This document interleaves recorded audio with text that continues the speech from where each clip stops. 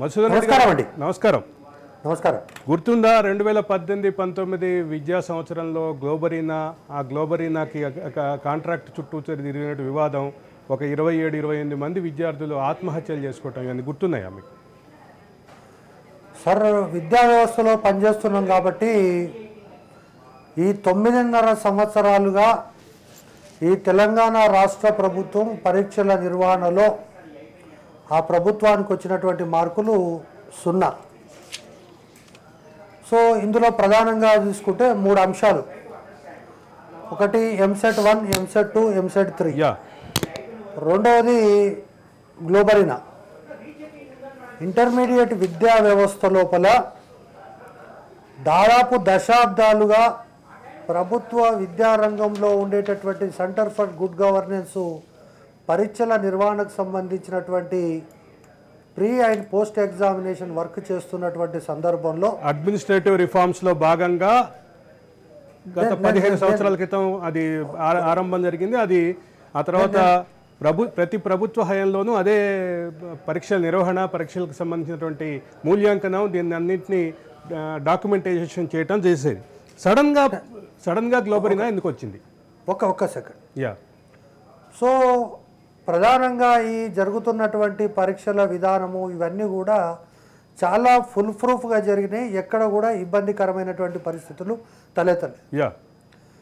All of sudden Globarena అనేటటువంటి ఒక సంస్థ ఎంటర్ అయ్యి pre examination, post examination, end to end project నేను చేస్తా అని చెప్పి ఒక ప్రపోజల్ను ప్రభుత్వంకి ఇవ్వడము, ఆ ప్రభుత్వం దాన్ని ఆమోదించడం, ప్రభుత్వ పెద్దలు దానికి తాబేదారులుగా వ్యవహరించడం, ఇవన్నీ కూడా జరిగిపోయినాయి. సరే, టెండరు ప్రక్రియను ఫ్లోట్ చేసిన తర్వాత 2 సంస్థలు టెండర్ ప్రక్రియలో పాల్గొన్నాయి. ఒకటి గ్లోబరీనా, ఇంకో సాంకేతిక సంస్థ. ఈ 2 సంస్థల్లో గ్లోబరీనానే ఎక్కువ కోడ్ చేసింది. దయచేసి మళ్ళొక్కసారి రికార్డ్ చేయండి. గ్లోబరీనానే ఎక్కువ కోడ్ చేసింది. అయినప్పటికీ ఆ రోజు ఉన్నటువంటి ప్రభుత్వంలో చాలా ముఖ్య పాత్ర పోషిస్తున్నటువంటి కేసీఆర్ కుటుంబ సభ్యులకు సంబంధించినటువంటి ఒక మంత్రి జోక్యం చేసుకొని అర్ధరాత్రి వాళ్ళతోటి మేము 3 లక్షలు ట్యాక్స్ ఇందులో కట్టాల్సి ఉంది, ఆ జిఎస్టీ ట్యాక్స్ను మేమే కడతాము, బోర్డు పైన భారం పడకుండా, కాబట్టి మమ్మల్ని తక్కువగా పరిగణించి మమ్మల్ని ఎంపిక చేయాలని సిఫారసు చేయడం వల్ల వాళ్ళు చేసినటువంటి మ్యానిపులేషన్ కారణంగా టెండర్ వాళ్ళకు వచ్చింది. దానిపైన కూడా నాకు ఎలాంటి అబ్జెక్షన్ లేదు. ఎప్పుడైతే ఈ యొక్క ప్రక్రియ ప్రారంభమైందో, ఈ యొక్క రిజల్ట్ ప్రక్రియలో ప్రధానమైనటువంటి అంశది డేటా కలెక్షన్. అంటే ఏ కళాశాలలో ఎంతమంది విద్యార్థులు చేరినరు, వాళ్ళ డేటా ఏంటి, ఎంపీసీ ఎంత, బైపీసీ ఎంత, జువాలజీ ఎంత, ఫిజిక్స్ కెమిస్ట్రీ ఎంత అనేటటువంటిది జూన్ అయిపోయింది, జూలై అయింది, ఆగస్ట్ అయింది. ఎక్కడ కూడా డేటా క్లారిటీ లేకపోవడంతో అప్పుడున్న ప్రభుత్వానికి నేనే ప్రత్యక్షంగా కంప్లైంట్ చేయడం జరిగింది. కంప్లైంట్ చేసిన తర్వాత ఆ సంస్థను తొలగించి మళ్ళీ సిజీజీ ద్వారా డేటా కలెక్షన్ చేయడం జరిగింది. సరే, డిడిసి ద్వారా చేస్తారని అనుకుంటే మళ్ళీ పరీక్షల నిర్వహణకు సంబంధించి వాళ్ళకే ప్రభుత్వ పెద్దల ఒత్తిడి మేరకు, మళ్ళీ చెప్తున్నా, ప్రభుత్వ పెద్దల ఒత్తిడి మేరకు వాళ్ళకే ఇవ్వడం జరిగింది. ఇచ్చిన సందర్భంలో వాళ్ళు చేయాల్సినటువంటి కాంట్రాక్ట్ ప్రకారం ఏంటంటే 2018 మార్చిలో జరిపిన పరీక్షలకు సంబంధించినటువంటి ఫలితాలు విశ్లేషించినటువంటి పద్ధతిలో ఆ డేటాను తీసుకొని వీళ్ళు కూడా ఫలితాలను విశ్లేషించి ఒక ట్రయల్ రన్ చూపించిన తర్వాత ఆ ట్రయల్ రన్లో వీళ్ళు పాస్ అయితే మిగతా వరకు వాళ్ళకి అప్పచెప్పారు. ఆ ట్రయల్ రన్ పట్టించుకోలేదు, ట్రయల్ రన్ చేయలేదు. మీరు చెప్పిన లెక్క ప్రకారం 2018లో CGG centre for good governance ఏది చేసిందో దాన్ని రెప్లికా చేయటం అనేది చేయాలి. That is the primary condition. So ఆ కండిషన్ ను వైలేట్ చేయడమే కాకుండా వాని దగ్గర ఎండ్ టు ఎండ్ ప్రోగ్రామ్ ఉండాలి. ఎండ్ టు ఎండ్ ప్రోగ్రామ్ అంటే మన ప్రేక్షకులకు అర్థం కావడానికి నేను స్పష్టంగా చెప్పేది, ఒక రైస్ మిల్లులో మనం తీసుకొచ్చినటువంటి ధాన్యాన్ని కనుక పోస్తే ఆ ధాన్యము కిందికి మొత్తం తయారైన తర్వాత బియ్యం అయ్యి తర్వాత ఆ యొక్క బ్యాగ్స్ అంటే ఈ యొక్క రైస్ బ్యాగ్స్ వచ్చేటట్టుగా ఈ విధమైనటువంటి ఒక మొత్తం ఎండ్ టు ఎండ్ ప్రోగ్రామ్ చూపించాలి.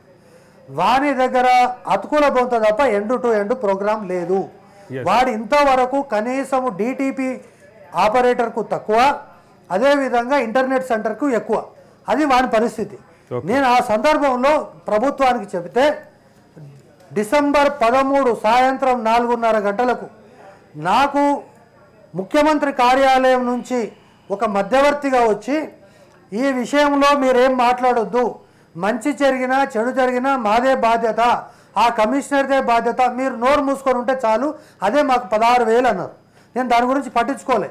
కానీ ఆ రోజే స్పష్టంగా చెప్పిన డిసెంబర్ 13, 2018 2019 పరీక్షలకు సంబంధించి జరగబోయే పరిణామాల్లో ఇంటర్మీడియట్ బోర్డు ముందు నెల రోజులు కర్ఫ్యూ పెడతారని చాలా స్పష్టంగా చెప్పినా కూడా నన్ను ఎవరు పట్టించుకోలేదు.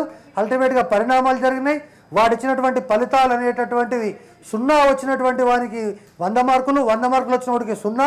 ఈ విధంగా గందరగోళమైనటువంటి పరిస్థితి ఏర్పడడం, రాష్ట్రంలో ఉన్నటువంటి ఇప్పుడు మీరు చెప్పినటువంటి రేవంత్ రెడ్డి గారు కానీ, కోదండరామ్ గారు కానీ, ప్రజా సంఘాలు, విద్యార్థి సంఘాలు దాదాపు ఒక నెల ఉద్యమం చేసిన తర్వాత మా మిత్రుడు ఎవరో అక్కడ కూర్చొని చెప్తా ఉన్నారు రివాల్యుయేషన్ అనేటటువంటిది.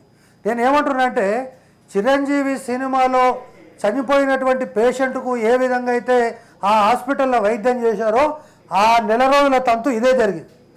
అక్కడ కూడా గ్లోబరీనాకు సుమారు 50 కోట్ల రూపాయలు దోచిపెట్టిండ్రు. ఎట్లా దోచిపెట్టిండ్రు 50 కోట్లు అంటే ఈ యొక్క రివాల్యుయేషన్ పేరుతోటి, రీకౌంటింగ్ పేరుతోటి మళ్ళీ వానికే అప్పచెప్పి 25,000 30,000 ఉండే రివాల్యుయేషన్ 6 లక్షల మంది పేపర్లు రివాల్యుయేషన్ చేస్తే వానికి రావాల్సిన దానికంటే 3 రెట్లు వచ్చింది.